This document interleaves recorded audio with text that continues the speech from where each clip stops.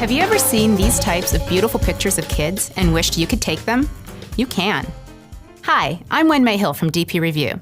In this photo recipe, we'll show you how to take pictures of your kids with smooth, out-of-focus backgrounds, just like the pros do. Let's look at the ingredients you'll need for this photo recipe. You'll need an interchangeable lens camera, a wide aperture lens, and at least one child. We'll talk about the first two items in a moment. You're on your own for the third. A camera with an interchangeable lens works best for this type of photo because you can choose the right kind of lens that you need to blur the background. There are several types of interchangeable lens cameras. For this type of shooting, an entry-level DSLR camera can offer good value in terms of cost and functionality. Lenses come in all shapes and sizes, but when shooting portraits, there are two key things we look at.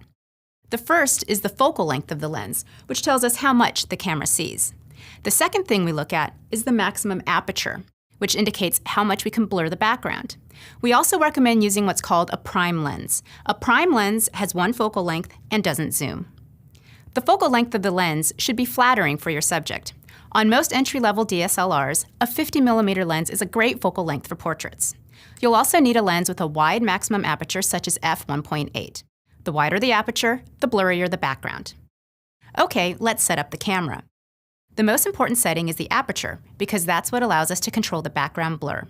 Put your camera in aperture priority mode, represented by an A or AV on the dial.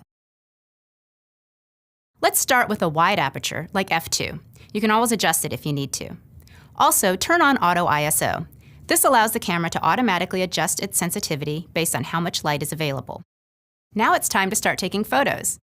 Here are some things you should think about when setting up your shots.